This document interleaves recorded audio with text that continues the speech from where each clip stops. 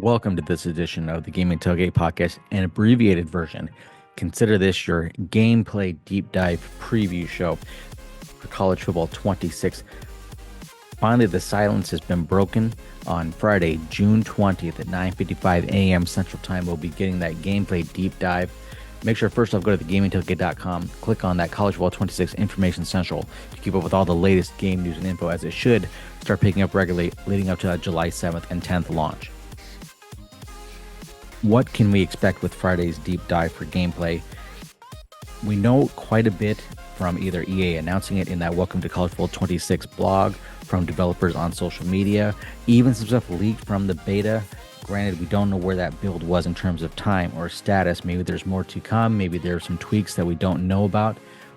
At thegamingtailgate.com, we've listed out everything that we know so far about the gameplay in CFB 26.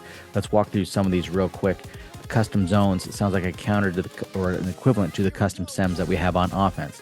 Improved blocking and coverage logic. The ability to call different stunts and twists to optimize your pass rush. The ability to steer opponents when playing as a D lineman. Upgraded physics-based tackling system with new tackle types and enhancements to the hit stick.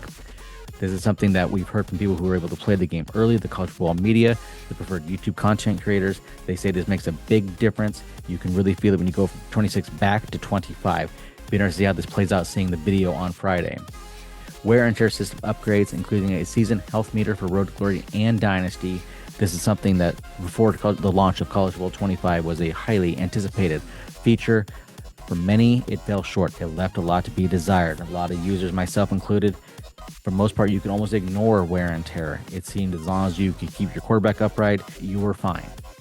Dynamic substitutions for easier fatigue management, access via the directional pad. You press up, it brings it up on the pre-snap when you're on the field. That substitution you make will occur on the next play. Think of it somewhat like NBA 2K or NBA Live when you can make substitutions on the fly.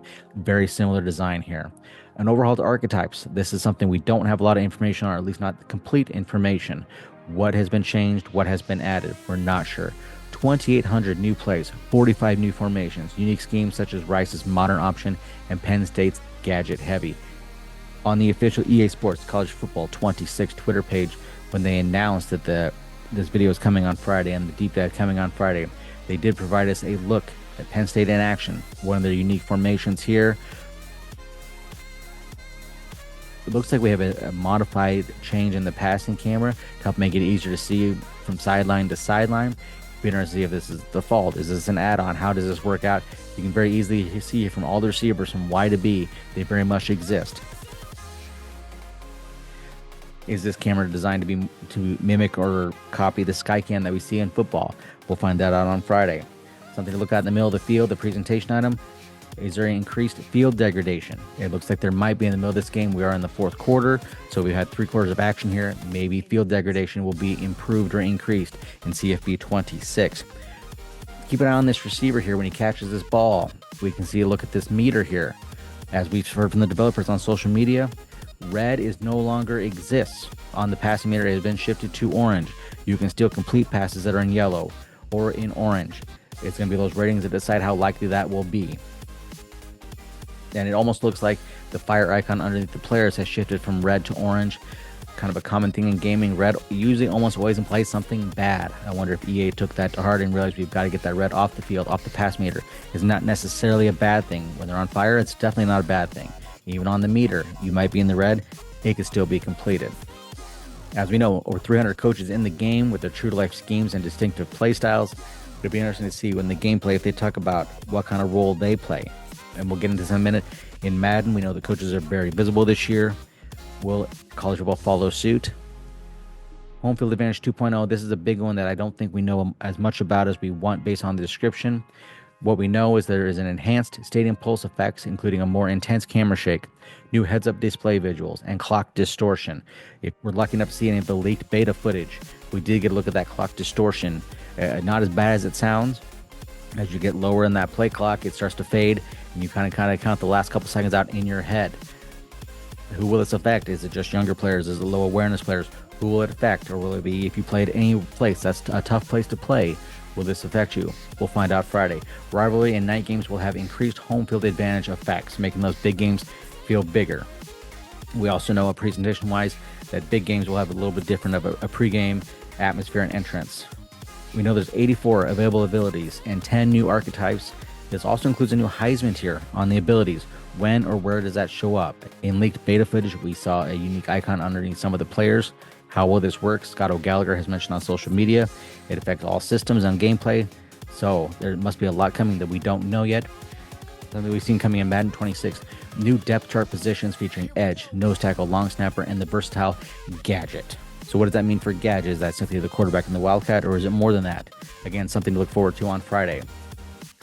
Again, that video launching Friday, June 20th at 9:55 a.m. Central Time. If you want to get an early look at some of the stuff that's coming, the impression we've gathered from the developers on social media is that, and even from the blog on the official Madden NFL website, a lot of these features will be in both titles. Obviously not all, which is understandable, but it feels like they're really trying to keep the core of the two games very similar. Something that's very noteworthy from that gameplay deep dive blog. College Football 26 and Madden 26 will have similar locomotion with the speed, acceleration, and change of direction ratings, establishing the difference between collegiate and professional athletes. So what can we expect after we get this video and deep dive on Friday? As of Thursday, June 19th, that will put us 18 days away from that July 7th release. Overall, that's 11 business days away from release. And remember, July 4th falls on a Friday. Not sure we can really expect much on that date. What is left to share? Quite a bit, of course. A lot of us have been looking forward to those deep dives. Glad they're finally starting. Well, obviously, we have the gameplay deep dive on Friday. We have the Dynasty deep dive at some point. Road to Glory. We know we have the hat selection. We know they have high school. I'm sure they'll want to elaborate on that. Presentation deep dive. Can we expect Team Builder or a Road to the College Football Playoff vlog? If not much was added to those, maybe they'll just be passing mention somewhere else. They may not get deep dives in the remaining 18 days, 11 business days before July 7th hits. Also, keep in mind, last year on 25, we had the ratings week. It seems like a safe bet. EA is going to want to do something to build up hype and discussion. Last year, the toughest places to play, for example, was something that college football media ate that up, arguing is A&M really the toughest place to play in the country. So expect EA to, again, push a ratings week at some point, showing us the top teams in the game, the top players in the game, the toughest places to play. Again, only 18 days until July 7th, as of June 19th. A lot has to come. It looks like we might be in the point now where we'll be coming on a pretty regular basis. For the Gaming Tailgate, this has been your gameplay deep dive preview with CDJ. Check out thegamingtailgate.com. Go to Information Central to keep up with the latest game news and information.